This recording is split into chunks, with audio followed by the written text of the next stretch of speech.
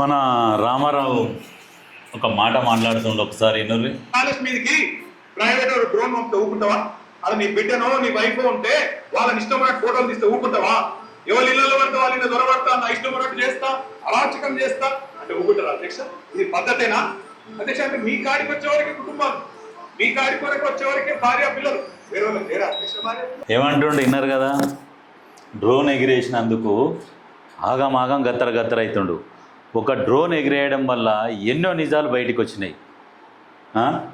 సరే మరి ఇదేంది మరి ట్యాపింగ్ వెనుక బీఆర్ఎస్ సుప్రీం ఆయన ఆదేశాలతోనే ఆపరేషన్ అని చెప్పేసి ఏకంగా చెప్తున్నారు. మరి ఈయనదైతేనేమో ఫ్యామిలీ అంటే యువతలో అది ఫ్యామిలీలు కావా? ఎంతమంది ఫోన్లు ట్యాపింగ్ చేసినావు? మరి దీని గురించి ఇట్లా నోరు జింపుకొని మాట్లాడాడు. ఎందుకంటే తప్పు చేసిండు కదా. ఏమో 1000 ఫోన్లు ట్యాప్ చేసిండు, ఒక్క డ్రోన్ ఎగిరేసిండు. ఒక్క డ్రోన్ ఎక్కడ?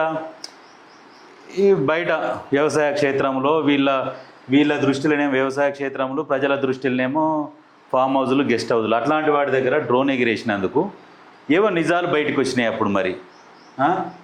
కానీ మరి ఇదంతేంది? దొంగసాటంగా భార్యాభర్తలు అనేది సినిమా హీరోయిన్లయి, పోలీసు వాళ్ళయి, ప్రతి ఒక్కరి ఏది రియల్ ఎస్టేట్ చేసేటోళ్ళయి అందరి ఫోన్లు ఇంటివి లాస్ట్కు దొరికే ఆ ప్రభాకర్ రావేమో అక్కడనే ఉండు, నువ్వు ఇక్కడికి రాకు, సచ్చినా ఆడనే ఉండు అని చెప్పేసి ప్రభాకర్ రావుకు ముచ్చట చెప్తిరి.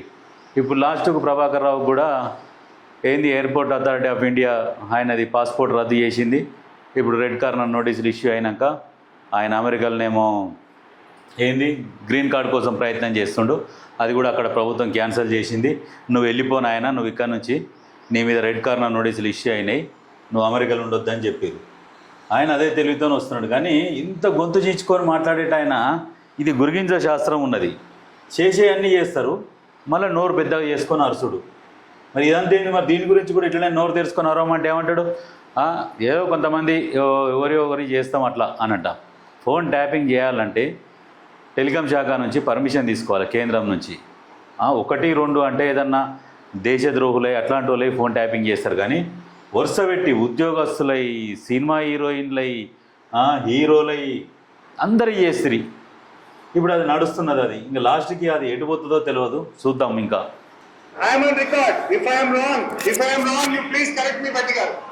హరీష్ రావు ప్రభుత్వ హయాంలో ఆరోగ్యశ్రీ కింద 5 లక్షల రూపాయల పైన 607 మందికి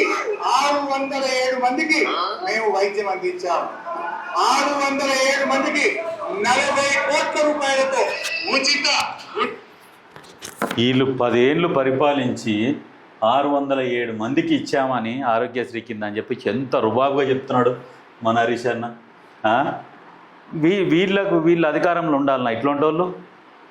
వీళ్ళకి మళ్ళీ అధికారం కావాలంటే ఎవరైనా ప్రజలు ఒప్పుకుంటారా? ఎప్పుడు కరోనా టైంలో కరోనా వచ్చి సస్తున్నాం రా నాయన, సస్తురు జనాలు, పైసలు లేక ప్రైవేట్ హాస్పిటళ్ళల్లో కూడా బెడ్లు లేక సస్తురు, ఆరోగ్యశ్రీ కింద చేర్చామంటే ఒక్కడప్పుడు స్పందించలే. ఏమనంటే వీళ్ళు మాస్కులు వేసుకొని తిరిగిరి, జనాలకు మాస్కులు ఇవ్వకపోయే, మళ్ళీ వీళ్ళు మాస్కులు వేసుకొని తిరిగిరి. ఏం లేదు. మొత్తం ఎట్లా అంటే ఆరోగ్యశ్రీ కింద సపరేట్ ఫండ్ కేటాయించిరు, ఆ ఫండ్ ఎక్కడ పోయిందో ఏమో, అది కూడా గాయబు. ఈ రకంగా చేసి ఈయన గొప్పలు చూడు, 10 ఏళ్ళలో 607 మంది కంటే ఇచ్చాట. ఇక దాన్ని గొప్పగా చెప్తున్నారు.